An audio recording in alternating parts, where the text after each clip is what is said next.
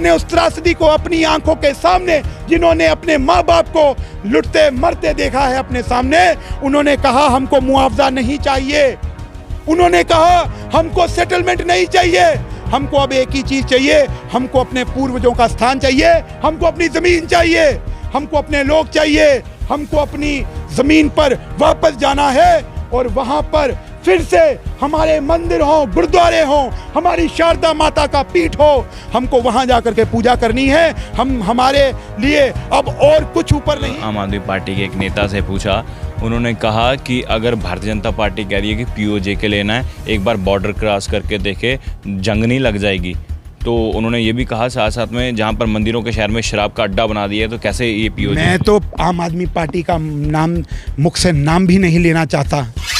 PoJ के भारत का अभिन्न अंग है।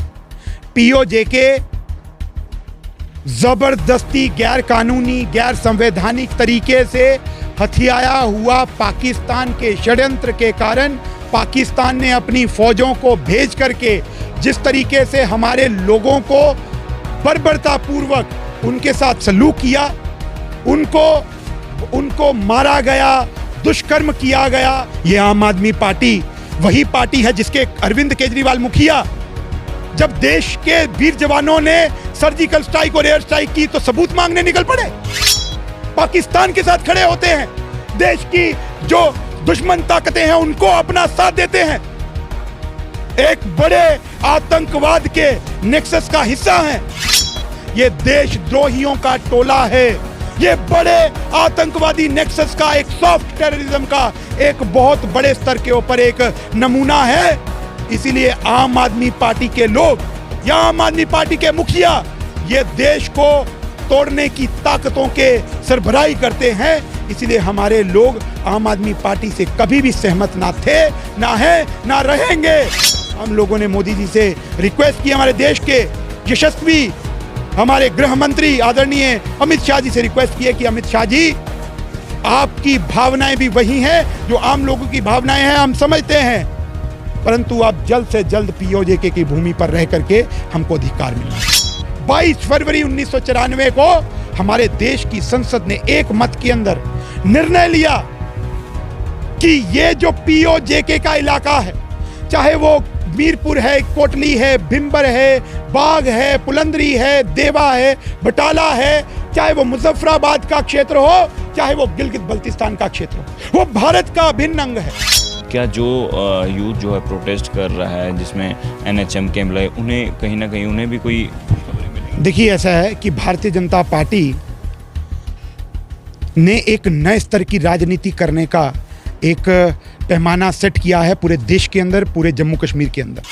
लाठी चार्ज और पुलिस एडमिनिस्ट्रेशन का ये जो बर्बर स्वरूप है, इसकी मैं कड़े शब्दों में निंदा करता हूं, क्योंकि डेमोक्रेटिक सेटअप के अंदर सबको अपनी बात को मुखरता से रखने का पूरा मौका मिलना चाहिए।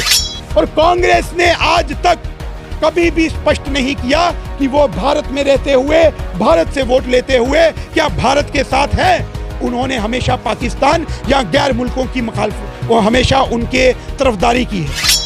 ये कांग्रेस का चरित्र रहा है कि जब हमारे सेनाओं के जवानों का सिर काट करके यहां से ले गए पाकिस्तान के कुछ दरिंदे, तब भारत का तत्कालीन डिफेंस मिनिस्टर ए.के. एंटनी भारत की संसद के अंदर बयान देता है कि अभी पता नहीं चल पाया है कि ये पाकिस्तान के फौजी थे या नॉन स्टेट एक्टर्स थे। इसका मतलब क्या है कि वो उनको क्लीन चिट देने का काम करते हैं। हाफिज सईद को क्लीन चिट देने का काम मुंबई ब्लास्ट के अंदर कांग्रेस ने किया।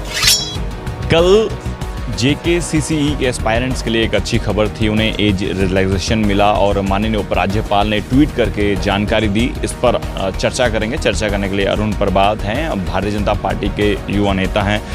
प्रभात साहब, क्या लग रहा है कि अभी जो माननीय उपराज्यपाल ने ट्वीट करके जो है ये बताया कि जितने भी एस्पायरेंट हैं जेकेसीसीई के, तो उनको एज रिलैक्सेशन मिला है? पहले तो मैं एलजी एडमिनिस्ट्रेशन का बहुत बहुत धन्यवादी हूँ। वहीं पर हमारे जम्मू कश्मीर के तेज तरार और पूर्व विधायक और भारतीय जनता पार्टी के अध्यक्ष आदरणीय रविंदर रैना जी का, जिन्होंने पर्सनली जब यूथ का डेलीगेशन उनसे मिला और उसके बाद उन्होंने पर्सनली इस मैटर को टेकअप किया, उसके परिणाम स्वरूप आज ये निर्णय आया है।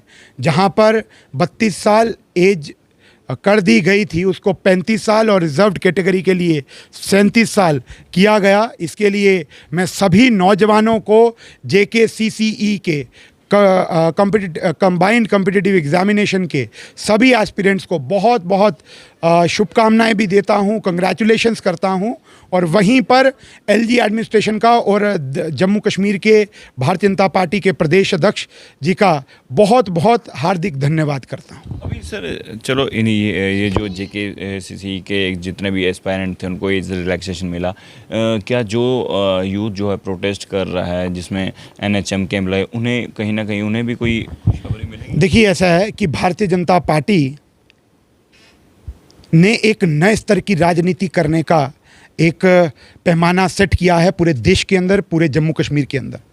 आज आपकी आवाज़ को तुरंत सुना जाता है, आपकी भावनाओं के तुरंत अनुरूप काम किया जाता है। आप देखिए कि यहाँ पर 70 साल जो सिविल सर्विसेज एग्जामिनेशन होते रहे, वो लगभग 3-4 साल के अरसे के बाद हुआ करते थे। आज जिस तरीके से उपराज्यपाल महोदय ने हमारे डेलीगेशन मिलने के बाद हमने उनको मेमोरेंडम दिया, रिप्रेजेंटेशन दिया समय समय पर, और स्पॉन्टेनियसली एक्ट करते हुए किस तरीके से एक निर्णय लिया कि हर वर्ष जो सिविल सर्विसेज का एग्ज़ाम है वो कंडक्ट किया जाएगा, ये कटिबद्धता प्रस्तुत की है। ये एक बहुत बड़ा बदलाव है जम्मू कश्मीर में नौजवानों के लिए।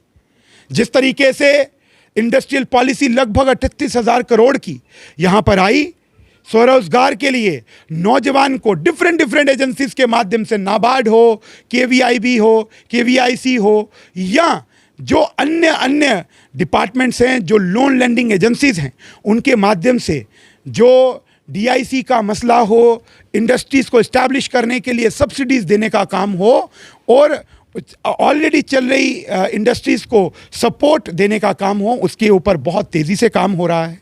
नौजवानों को और स्वरोजगार के लिए और जस्ट एक नौकरी को पाने के लिए नहीं, परंतु नौकरी देने वाला बनाना, उसको स्वावलंबी बनाने के लिए ऊपर काम हो रहा है।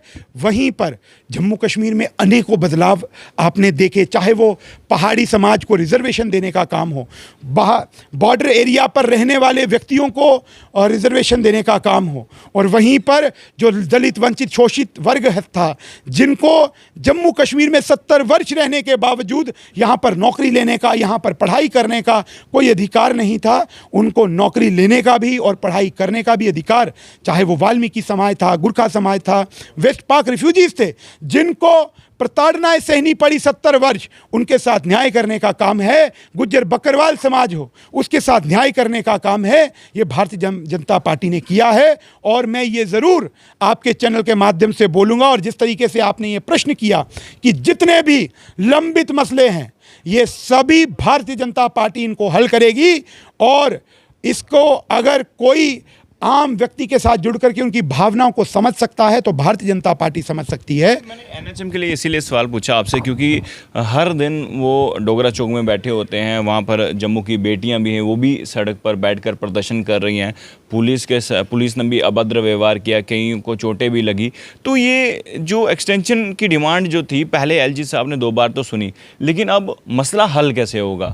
मेरा आपके माध्यम से और LG साहब से भी अनुरोध है कि इनके मसले को हल करना चाहिए, और NHM के ये लोग जो नौजवान हैं, ये हमारे यहाँ पर पिछले 70 वर्ष बहुत अन्याय किया गया, उस सारी भावनाओं को देखते हुए भी इनके साथ न्याय होना चाहिए। ये जो कोविड के दौरान सरकार ने जो NHM के एम्प्लॉइज़ इनको जो रिक्रूट किया, इनको किस तरीके से हल किया जा सकता है, सरकार को ज़रूर LG साहब को इसमें से रास्ता निकालना चाहिए। परंतु जहाँ तक बात लाठी चार्ज और पुलिस एडमिनिस्ट्रेशन का ये जो बर्बर स्वरूप है, इसकी मैं कड़े शब्दों में निंदा करता हूं, क्योंकि डेमोक्रेटिक सेटअप के अंदर सबको अपनी बात को मुखरता से रखने का पूरा मौका मिलना चाहिए। और हम भी समय समय पर अपने विषयों को लेकर के एजिटेशंस करते भी आए हैं और करते रहते भी हैं। इसके ऊपर बर्बरता करना ये कहीं पर भी जस्टिफिएबल नहीं है। इस लोकतंत्र एक सेटअप के अंदर कहीं पर भी हम इसको न्यायपूर्ण नहीं मान सकते। तो इनका जल्द से जल्द इनके ऊपर निर्णय होना चाहिए और इनको भी समय रहते इनको भी ज़रूर एकोमोडेट करना चाहिए। किस तरीके से किया जा सकता है इसके लिए एलजी एडमिनिस्ट्रेशन को ज़रूर रास्ता निकालना चाहिए। पीओजेके की बात करूं, पीओजेके में बहुत सारे बड़े बड़े नेताओं ने कहा कि हम अब पीओजेके लेंगे, किस तरह से ले पाएंगे? देखिए, पीओजेके लेना ये नेताओं से ज़्यादा मुझे लगता है आम आदमी की भावनाओं से जुड़ा हुआ विषय है। पीओजेके भारत का अभिन्न अंग है। पीओजेके जबरदस्ती, गैर कानूनी, गैर संवैधानिक तरीके से हथियाया हुआ पाकिस्तान के षड्यंत्र के कारण पाकिस्तान ने अपनी फौजों को भेज करके जिस तरीके से हमारे लोगों को बर्बरतापूर्वक उनके साथ सलूक किया, उनको मारा गया, दुष्कर्म किया गया। उन कई ऐसे परिवार हैं जो ब्लड शेड के शिकार हुए और कितना बुरे तरीके से उनके साथ टैकल हुआ। वो 1947 का समय हो, 65 का विषय हो या 71 का विषय हो। 1991-92 के अंदर, 92 के बाद 94 के अंदर 22 फरवरी 1994 को हमारे देश की संसद ने एक मत के अंदर निर्णय लिया कि ये जो पीओजेके का इलाका है, चाहे वो मीरपुर है, कोटली है, भिंबर है, बाग है, पुलंदरी है, देवा है, बटाला है, चाहे वो मुजफ्फराबाद का क्षेत्र हो, चाहे वो गिलगित बल्तिस्तान का क्षेत्र हो, वो भारत का अभिन्न अंग है। और भारत की संसद ने जहां पर आम लोगों की एस्पिरेशंस को उठाया जाता है, उसने एक मत में यह निर्णय लिया कि हम इसके ऊपर पूरा क्लेम रखते हैं, ये हमारा हिस्सा है और हम इसको लेकर के रहेंगे। परंतु उसके बाद कि जो सरकारें आई, यहां तो उनकी रीढ़ की हड्डी नहीं थी, यहां वो इनस्टेबल गवर्नमेंट थी। एक कोलिशन एरिया था जहां पर रीढ़ की हड्डी थी, परंतु कोलिशन एरिया में रहते हुए कहीं ना कहीं ऐसा समय नहीं मिल पाया। और कांग्रेस ने आज तक कभी भी स्पष्ट नहीं किया कि वो भारत में रहते हुए, भारत से वोट लेते हुए क्या भारत के साथ है। उन्होंने हमेशा पाकिस्तान या गैर मुल्कों की हमेशा उनके तरफदारी की है।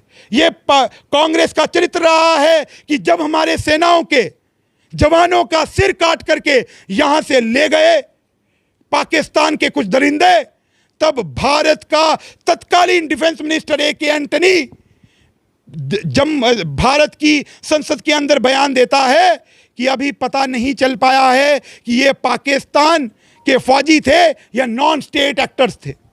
इसका मतलब क्या है कि वो उनको क्लीन चिट देने का काम करते हैं। हाफिज सईद को क्लीन चिट देने का काम मुंबई ब्लास्ट के अंदर कांग्रेस ने किया। तो कांग्रेस की कभी मंशा नहीं थी कि कांग्रेस भारत को और मजबूत करे। ये भारतीय जनता पार्टी की विल पावर है कि आज माहौल ऐसा बन पाया है और आम जन जम्मू कश्मीर में रहने वाले पीओजेके के जो रिफ्यूजीज हैं, या मैं हूं या मेरे जैसे अनेक नौजवान हैं, ये सब दिल में एक इच्छा रखते हैं कि हम चाहते हैं कि वो पीओजेके के अंदर जो पाकिस्तान द्वारा हमारे लोगों पर प्रताड़ना की जा रही है, पीओजेके के लोग हमारे लोग हैं, हमारे शरीर का हिस्सा है, हमारे वो लगते जिगर हैं, हमारे एकदम हमारे रिश्तेदारी है नौशहरा के लोगों की, वहां के लोगों के साथ जो उस त्रासदी के अंदर वहां के क्षेत्र का हिस्सा बन गए। मेरा जरूर एक अटूट विश्वास है कि आम लोगों की भावनाओं को समझ करके काम करना चाहिए। और ये पीओजेके को लेकर के जो श्रद्धांजलि और पुण्य भूमि स्मरण सभा हुई, यहां पर आम अनेकों नौजवान बुजुर्ग जिन्होंने उस त्रासदी को अपनी आंखों के सामने, जिन्होंने अपने माँ बाप को लुटते मरते देखा है अपने सामने, उन्होंने कहा हमको मुआवजा नहीं चाहिए। उन्होंने कहा हमको सेटलमेंट नहीं चाहिए, हमको अब एक ही चीज चाहिए, हमको अपने पूर्वजों का स्थान चाहिए, हमको अपनी जमीन चाहिए, हमको अपने लोग चाहिए, हमको अपनी जमीन पर वापस जाना है और वहां पर फिर से हमारे मंदिर हो, गुरुद्वारे हो, हमारी शारदा माता का पीठ हो, हमको वहां जाकर के पूजा करनी है। हमारे लिए अब और कुछ ऊपर नहीं, हमारे लिए केवल एक और एक एजेंडा है। जब तक हम जिएंगे हम वो दिन देखना चाहते हैं, और अगर ऐसा कोई कर सकता है, अगर किसी के अंदर विल पावर है, अगर किसी के अंदर क्षमता है, तो वो मोदी जी के अंदर है। इसीलिए सब ने बड़े शब्दों में, खुले शब्दों में मोदी जी से रिक्वेस्ट की है कि मोदी जी अब एक बार पुनः आप जिस तरीके से आपने सर्जिकल स्ट्राइक की, एयर स्ट्राइक की, या 370 हटा करके, जो लोग ये सोचते थे कि 370 कभी हट नहीं सकता, किसी ने कहा तिरंगा उठाने वाला नहीं रहेगा, किसी ने कहा आग के ढेर पर बैठे हो, आज उन सबको उनकी जगह दिखाने का काम किया है। आज लोगों के अंदर उनकी स्वीकार्यता खत्म हो चुकी है। इसीलिए आम लोगों ने मोदी जी से रिक्वेस्ट की, हमारे देश के यशस्वी हमारे गृह मंत्री आदरणीय अमित शाह जी से रिक्वेस्ट की है कि अमित शाह जी, आपकी भावनाएं भी वही हैं जो आम लोगों की भावनाएं हैं, हम समझते हैं, परंतु आप जल्द से जल्द पीओजेके की भूमि पर रह करके हमको अधिकार मिलना चाहिए। सवाल मैंने कल आम आदमी पार्टी के एक नेता से पूछा, उन्होंने कहा कि अगर भारतीय जनता पार्टी कह रही है कि पीओजेके लेना है, एक बार बॉर्डर क्रॉस करके देखे, जंग नहीं लग जाएगी। तो उन्होंने ये भी कहा साथ साथ में जहाँ पर मंदिरों के शहर में शराब का अड्डा बना दिया है, तो कैसे ये पीओजेके? मैं तो आम आदमी पार्टी का नाम, मुख से नाम भी नहीं लेना चाहता। ये आम आदमी पार्टी वही पार्टी है जिसके अरविंद केजरीवाल मुखिया, जब देश के वीर जवानों ने सर्जिकल स्ट्राइक और एयर स्ट्राइक की तो सबूत मांगने निकल पड़े, पाकिस्तान के साथ खड़े होते हैं, देश की जो दुश्मन ताकतें हैं उनको अपना साथ देते हैं, एक बड़े आतंकवाद के नेक्सस का हिस्सा हैं, देश को तोड़ने की बात करते हैं, और वहीं जो निर्ममता पूर्वक हिंदू पंडित समाज को जो कश्मीर घाटी से निकालने के विषय के ऊपर हंसी ठिठोली करते हैं, या अगर उनकी भावनाएं कोई व्यक्त करने का बात करता है तो उसको बर्बरता पूर्वक अंदर धकेलने का काम करते हैं, उसको जेल के अंदर, सलाखों के अंदर बंद करने का काम करते हैं।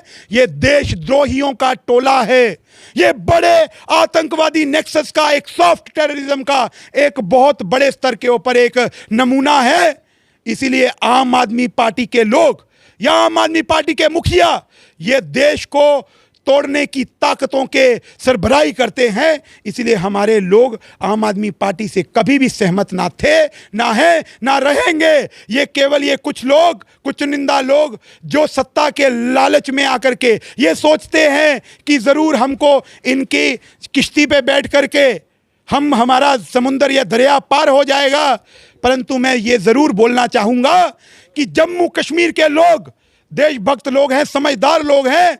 ये जहां पर किश्ती को देखते हुए तालियां बजाते हैं, वहीं पर किश्ती पर छेद भी करते हैं, और देश विरोधी ताकतों की किश्ती पे छेद करने का काम हमारे ये लोग, हमारे जम्मू कश्मीर के नौजवान, हमारे जम्मू कश्मीर के देशभक्त जो जनता है वो करेगी। ये जितनी मर्जी किश्तियां बदल ले, परंतु इनकी समुद्र पार करने की जो मंशा है वो पूरी नहीं होने देंगे। सवाल इस पर कुछ कहेंगे? कल आम आदमी पार्टी में शामिल हुए हैं हर्षदेव सिंह, पहले पैंथर्स पार्टी में थे, अब आम आदमी पार्टी में। मुझे ऐसा लगता है कि इस पे कोई टिप्पणी करना कहीं भी ठीक नहीं है। आप सब मीडिया के माध्यम से समय समय पर उनके बयान देखते रहे हैं और उनकी स्थिति परिस्थिति जानते हैं। आपका बहुत बहुत धन्यवाद। शुक्रिया। तो भारतीय जनता पार्टी के युवा मोर्चा के अध्यक्ष अरुण प्रभात से बातचीत कर रहे थे जम्मू के मुद्दों को लेकर, और क्या कुछ कहना था उनका ये आपने सुना। आप अपनी राय ज़रूर कमेंट बॉक्स में रखिएगा। देखते रहिए भारत मॉनिटर, कैमरा साहिल अत्री के साथ। जय हिंद।